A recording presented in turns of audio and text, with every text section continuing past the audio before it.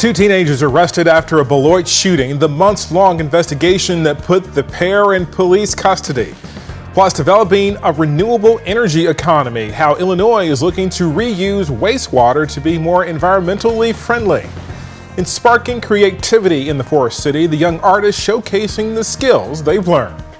Live from WTVO 17, this is Eyewitness News at 5.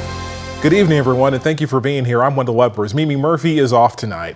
Tonight, two teenagers are arrested in connection to a Beloit shooting back in April. Police responded to shots fired on Porter Avenue on April 30th. Their officers found a juvenile wounded from a gunshot. They took that person to the hospital for non-life-threatening injuries. Now, following a months-long investigation, police arrested Giselle Janish and a 15-year-old boy yesterday. The 15-year-old is charged with attempted intentional homicide and being a juvenile in possession of a dangerous weapon. Janish is facing charges of being a party to an attempted intentional homicide.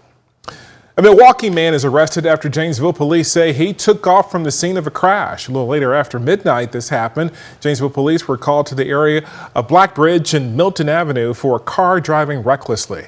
Officers chased that car until it crashed near Benton and Harding Street.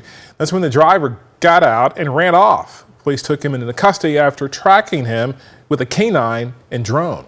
So now Cedric Dukes is charged with fleeing an officer, resisting an officer, recklessly endangering safety, and operating a vehicle while intoxicated. Dukes is in the Rock County Jail tonight. Let's turn now to a new update regarding a deadly officer-involved shooting in Springfield. The autopsy results have been released in the death of Sonia Massey. Police say Massey called 911 on July 6 over a suspected prowler in her neighborhood around her home. When deputies arrived, they spoke with her, but when she went to move a boiling pot of water off the stove, that interaction escalated. Investigators say Deputy Sean Grayson shot Massey 3 times with one fatal gunshot wound to her head. The autopsy report shows the bullet entered near her left eye and exited from her neck. Now, civil rights attorney Ben Crump says this shows the bullet entered in a downward trajectory. And we know that he walked 2 to 3 steps to his right, out away from the counter, where it was, we believe, from objective observation, to get a better shot at Sonia Massey. Deputy Grayson was fired last week and charged with Massey's murder. He is in custody without a pretrial release. Grayson has pleaded not guilty. State records show he has had 6 law enforcement jobs in a 4-year period.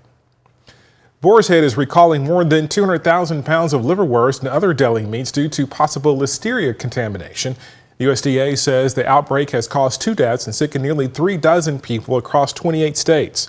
One of those illnesses was reported in Illinois. Testing is underway to determine if the company's products are linked to that outbreak. The newer version of Shingles vaccine is now showing promise in delaying dementia. That link was found among seniors given shots like Shingles. Overall, the 6-year study has found a delay of at least 5 months in a dementia diagnosis. Researchers made the discovery by comparing health records of people who received the previous live shingles vaccine. Now, they do stress the study has not proven the vaccine reduces dementia risk, just delaying the diagnosis. Work is happening in Illinois on reusing wastewater for renewable energy systems. U.S. Senator Dick Durbin visited the Argonne National Lab to learn about the project of developing a circular water economy in the Great Lakes region.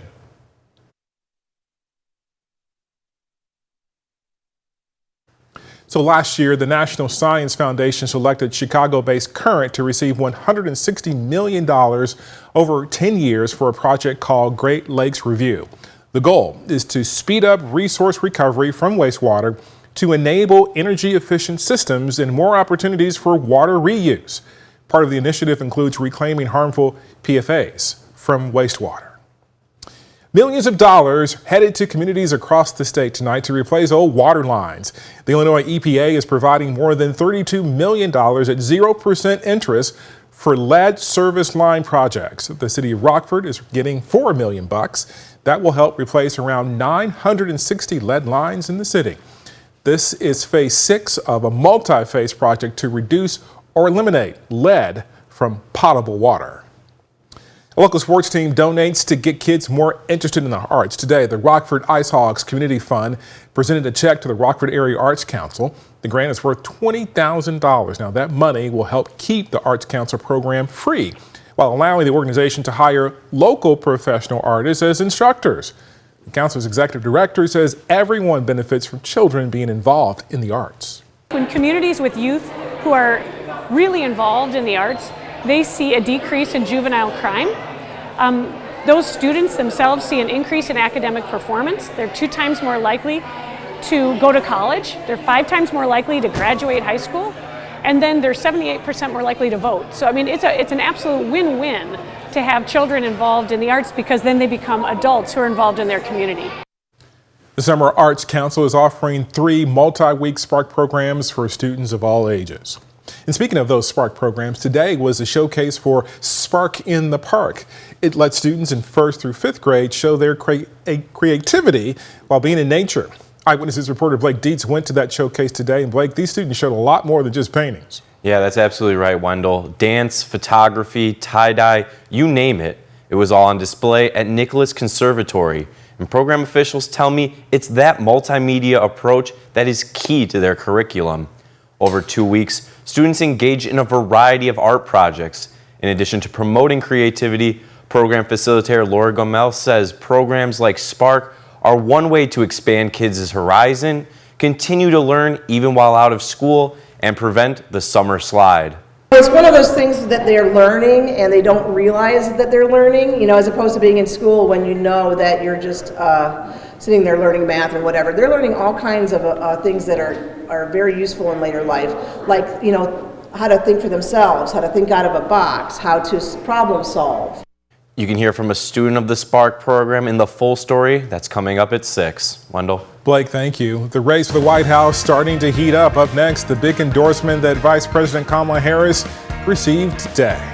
And coming up at 6, celebrating Japanese culture in the state line, the weekend festival with unique exhibits taking place in the Forest City. Our temperatures have warmed to around 80 degrees for many of us here this afternoon underneath a lot of sunshine. Another sunny day in store for us tomorrow, but rain chances increasing shortly after that. A time out when we could even see some storms coming up in just a few minutes. You're watching Eyewitness News, your home team, with Mimi Murphy, Wendell Edwards, Scott Leber, and meteorologist Jordan Wolf.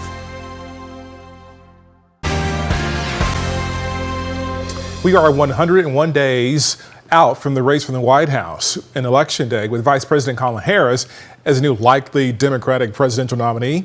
Republicans and Democrats are on a total campaign blitz.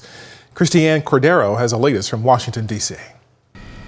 Today, Israeli Prime Minister Benjamin Netanyahu traveled to Florida and up the steps at Mar-a-Lago for his meeting with former President Donald Trump, with pro-Palestinian demonstrators set up on a nearby road. Still bottlenecked, a ceasefire hostage release deal between Israel and Hamas. The White House says gaps remain after meetings the Prime Minister had with President Biden and, separately, Vice President Harris. The VP is wrapping up her first full week as the likely Democratic presidential nominee by sharing this notable endorsement. Kamala, I am proud of you. From former President Barack Obama and Michelle Obama. Michelle, Barack, this means so much to me. I am looking forward to doing this with the two of you, Doug and I both, and getting out there, being on the road. Harris has agreed to share the stage with Trump at the ABC News debate in September. Trump, after initially committing to the debate when Biden was his likely competitor, now says they're holding off on scheduling it because Democrats could still change their mind. He agreed to, he said anytime, any place. But more than that, he agreed to this specific debate on this specific network on this specific date. Sources tell ABC News the vetting process is at full speed to find Harris's VP candidate. 3 names on the list: Pennsylvania Governor Josh Shapiro, Arizona Senator Mark Kelly, and North Carolina Governor Roy Cooper. Each of those states' Democratic parties is publicly making the case for why their elected leader should get the pick. Christiane Cordero, ABC News, Washington.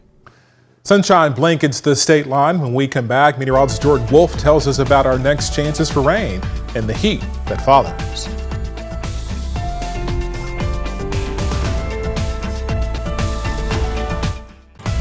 Your first warned weather forecast from meteorologist Jordan Wolf. It's been a relatively cool stretch as of late across the state line, but also specifically in Rockford as well. We have not seen a 90-degree day in over a month. The last time that we saw 90-degree high temperature was June 25th, over 1 month ago. Throughout that time, we've had our fair share of days in the 80s and in the upper 70s, but nonetheless, we haven't had anything quite hit 90 degrees. And that trend continues as we head through the next few days, as we're starting to see a slow and gradual increase in our humidity as we head closer to the weekend. High pressure, though, across the Great Lakes, keeping humidity at bay here for the short term. Many spots seeing those dew points in the 50s, including a dew point of 54 degrees right now in Rockford. That high pressure also leading to a lot of sunshine across a very broad region, although starting to see some of those cloud cover lead to some isolated showers out to the west across portions of the plains where those dew points are a little bit higher. Out ahead of that, though, lots of sunshine, as I've been talking about. Our Mercy Health SkyTrack camera overlooking Poplar Grove, brought to us by the Poplar Grove Airport, shows off crystal clear blue skies across the horizon, and that continues to be the trend as we head through the evening tonight. Temperatures underneath all that sunshine have warmed into the 80s for at least many of us, including 80 right now in Rockford as well as in Harvard, 79 though in Dixon, Sterling, and DeKalb, 78 in Rochelle, 81 the current temperature in Janesville. Through the rest of the evening tonight, our temperatures will slowly begin to fall underneath those clear skies. We are going to be back down into the 50s for those overnight lows. A lot of clear skies overnight tonight may even lead to the chance for some patchy fog to develop, although I think with the very dry air now near the surface, likely that does not lead to very widespread fog, just some patchy chances like we've had the last couple of nights. We will see a lot of sunshine to kick off tomorrow morning, allowing our temperatures to get back up into the 60s by mid-morning and then into the mid-80s once we head toward the afternoon. We remain underneath sunshine throughout the majority of the day, but we see a gradual increase in cloud cover as we head through the late parts of the evening and into the overnight hours. We're starting to see a bit more cloud cover ahead of our next weather system. This is all coming with an increase in humidity as well. Our dew points will be slowly climbing throughout the day tomorrow, back up into the 60s for many of us, and then into the 70s for those dew points once we head closer to Sunday. All of that moisture also going to bring us chances for some rain showers and possibly some soaking rain showers as we get into Sunday afternoon and even going into early Sunday evening. Ahead of that, though, a lot of sunshine, as I mentioned, gradual increase in cloud cover, mainly in the upper levels at first as we head through the late evening hours tomorrow, and our next chances for some rain showers beginning to build in toward early Sunday morning.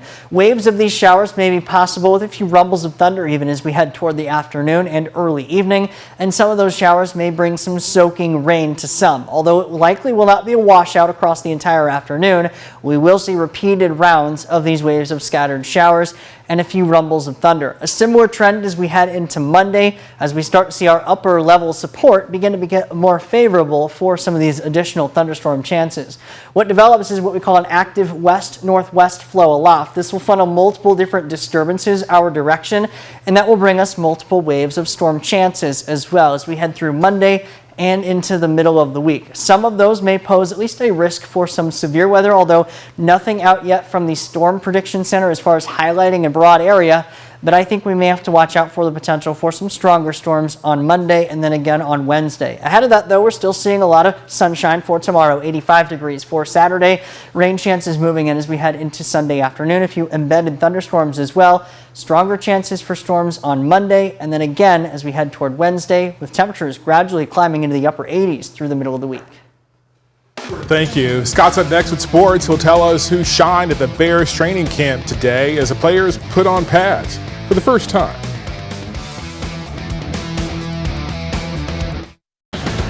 Now sports with sports director Scott Lever.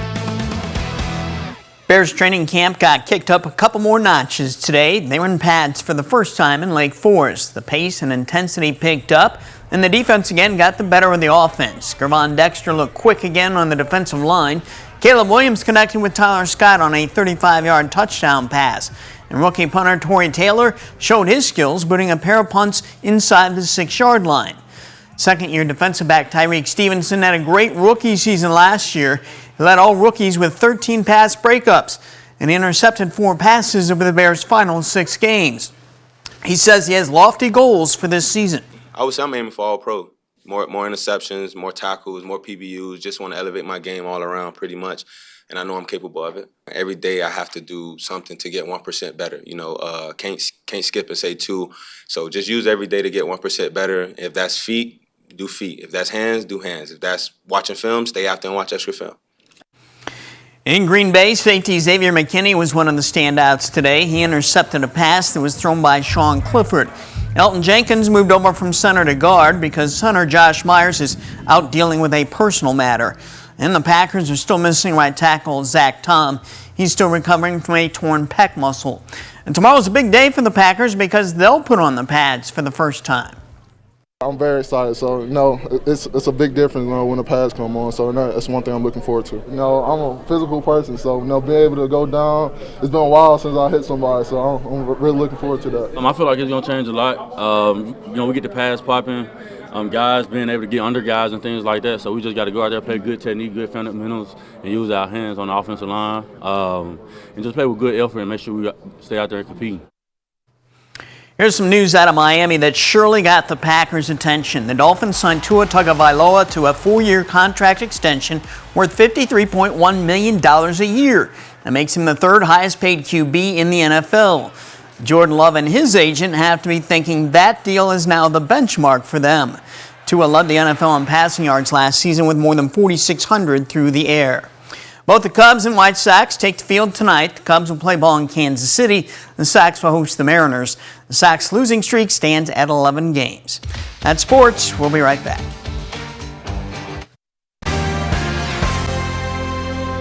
The weekend is upon us. Is it going to rain at all? Well, it is going to get at least a little bit more rainy once we head toward the second half of the weekend. But the good news is, in the meantime, we have one more day of sunshine and very pleasant temperatures. It will start to get a bit warmer as we head into the afternoon. Clear skies continuing here on the First Warn Interactive Radar, brought to us by Rockford Glass and More. We're going to be back in the mid-80s as we head into tomorrow. A lot of sunshine early on, starting to see the gradual increase in cloud cover Saturday night into Sunday. Some scattered showers and a few embedded storms possible throughout Sunday into the afternoon and evening, and then the potential for some stronger storms on Monday and Wednesday with warmer temperatures ahead. Thank you, Jordan, and thank you for choosing Eyewitness News. We'll see you at 6.